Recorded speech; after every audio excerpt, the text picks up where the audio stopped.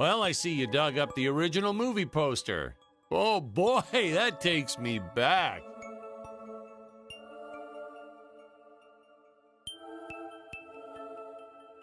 All right, we're going to start the commentary track now.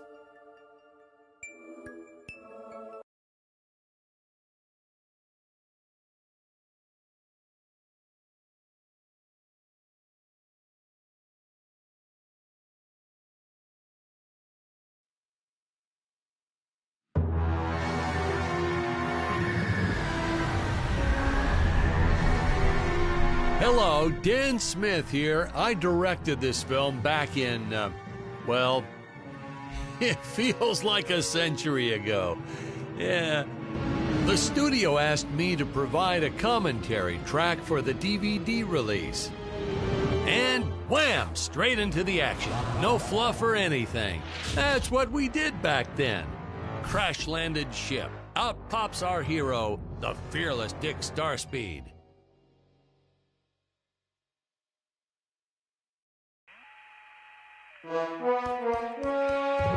The ship's velociter reactor is damaged. I believe that I am stranded on an alien planet. Played, of course, by actor Jonathan Digby. Went on to some minor roles after this. Such a shame. I thought from day one this guy's got leading man written all over his face.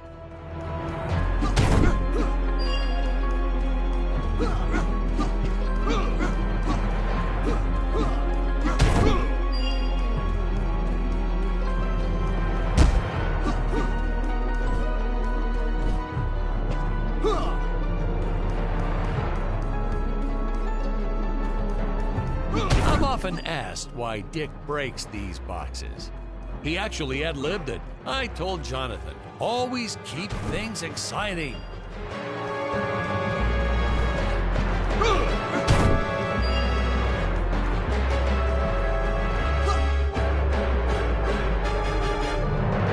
Greetings, citizens of Gravoria. I am Dick Starspeed, and I come in peace. Probably shouldn't have had Dick draw his weapon when he was talking about peace. Well, maybe one day we'll go back and CG it into a sandwich or something instead. Ha! Just kidding. And this is what people pay to see.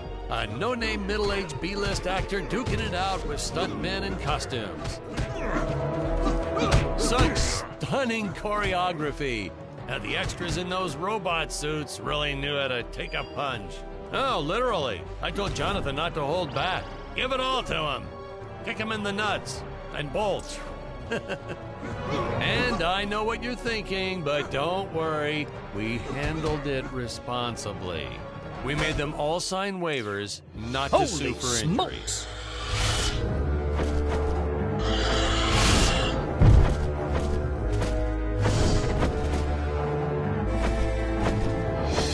If I land squarely on that grain silo, I should survive this fall unscathed. Well, I shouldn't say this now, but you could actually see the strings if you squinted hard. A screenwriting trick from back in the old days. You put a grain silo or some haystacks down and it solves all your gravity-related problems.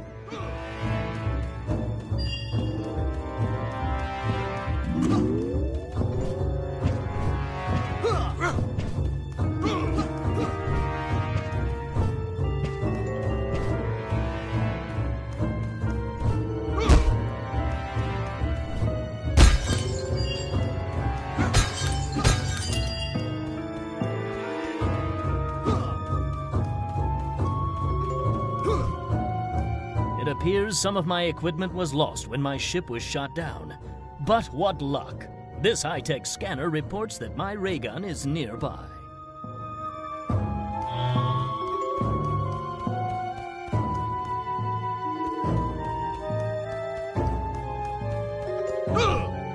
Oh, the dinosaurs!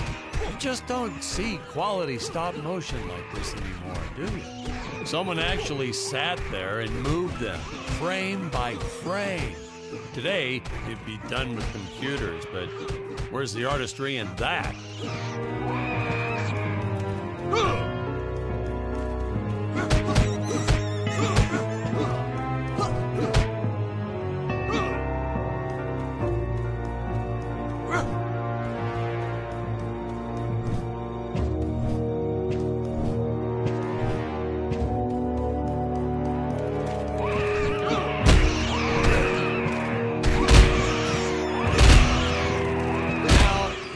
the trees here look a little plastic? Well, it's because they are. I took them from the set of my last film, Vampire Island 2.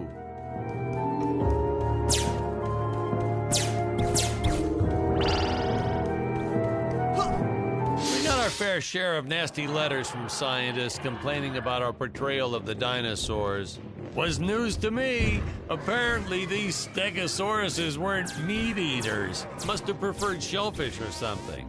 Wow, how do they know? That's what I say.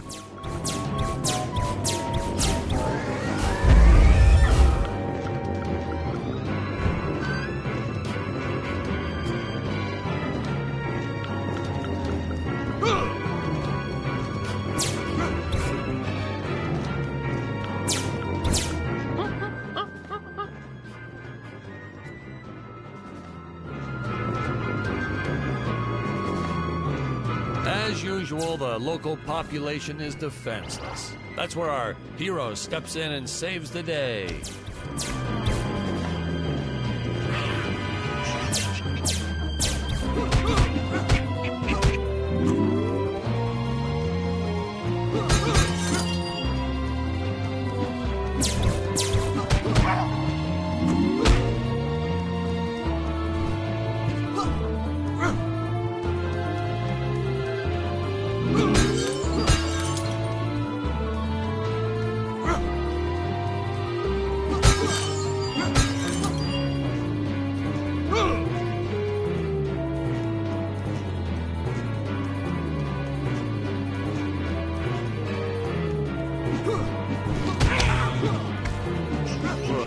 We put Jonathan through a lot shooting this film. He wasn't the best actor, especially when reacting to getting hit. He's what you call a flincher. So I told the stuntman to really just go to town on him. It's the only way to get an honest performance sometimes. Our props master tried to make the weapons soft, but there's only so much you can do. Lucky for us, Dick's entire body was covered in that spacesuit. That thing was a lifesaver when it came to hiding bruises. How curious. They dissolved into what appears to be gold.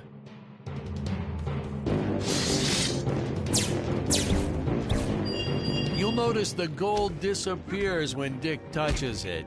We had a deleted scene that explained he's actually teleporting it back to his ship. It's funny, no one ever questioned how Dick was able to walk around with an infinite amount of gold on him.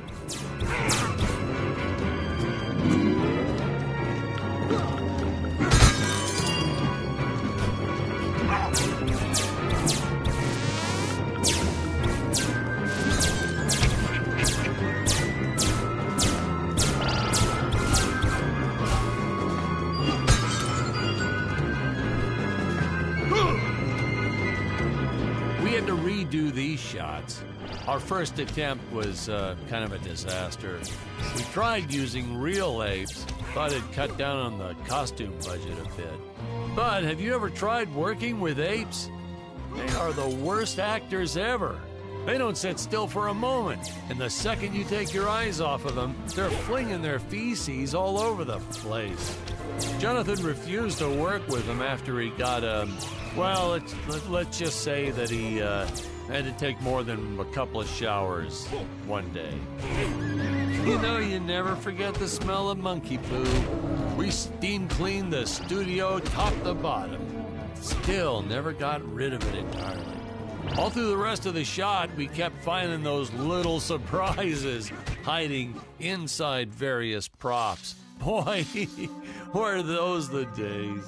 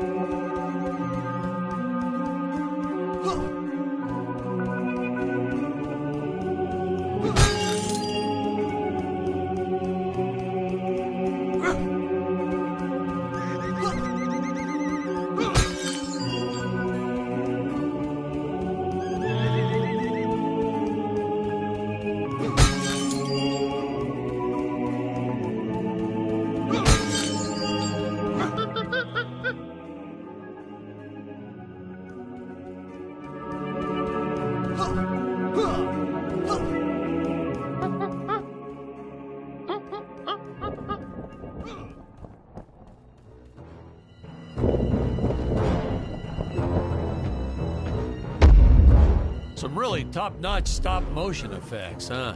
Unfortunately, we skimped on the Dick Starspeed puppet a little. The Earthman is not for you to eat, fiend! Well, this was groundbreaking. We had the woman rescuing the man for once. We were really ahead of our time with this scene, but well, then again, I've always been rather progressive. The studio execs didn't seem to get why it was such a big deal, though. Sorry, we don't see this as anything unusual. Ha! Of course! It's unusual. A woman would never save the man. It just doesn't happen. Not in the movies, not in real life. I don't know why we didn't get more recognition for this scene. Well, I guess I was just a little too ahead of my time.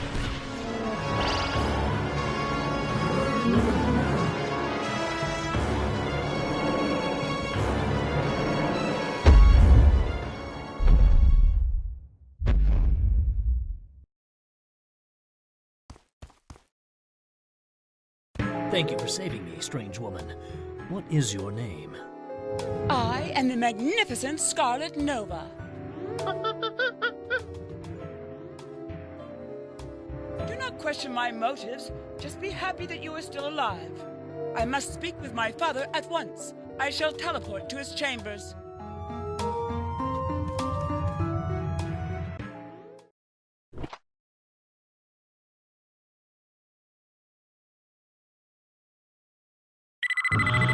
Huh? Where is this place? This is not my father's chambers. You have disobeyed me for the final time, Scarlet. Enjoy an eternity in the Tower of Eternal Solitude. For all eternity! Ha, the old fool did not notice I am wearing my jetpack. Booster usage. Jump. Wait. Wait. Use booster. Survive deadly fall.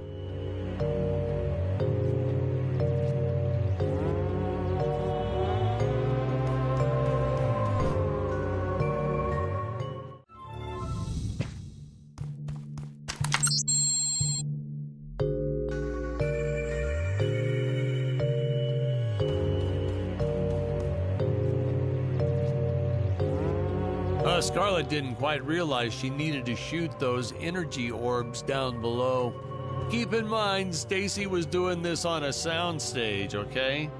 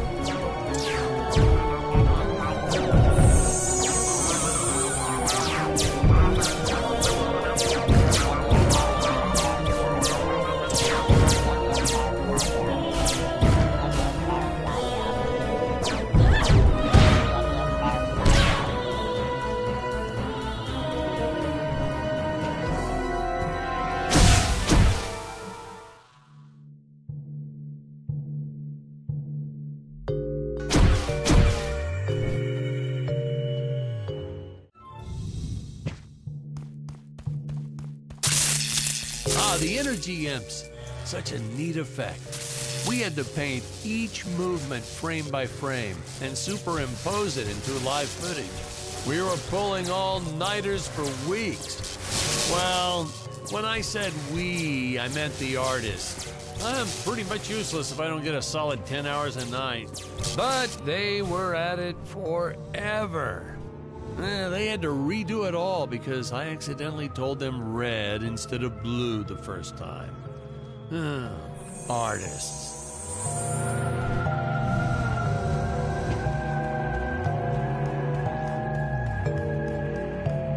Curses! My father revoked my access to the teleport terminals. I shall only be able to utilize the ones I activate manually.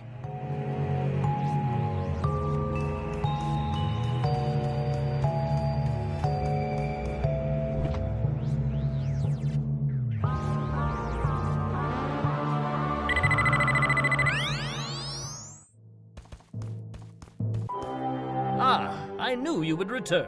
Puny Earthman, you shall help me overthrow the Emperor. Why would you turn against your own father? How do I know I can trust you? This scene. This is practically Shakespeare in outer space. Just as the entire planet does. And, Earthman. huh? Patrick, what's wrong with the video? Sorry, sir. Technical problems. Darn it, we're missing some really good writing here. There. Sorry about that. Well, we just passed right by her big scene.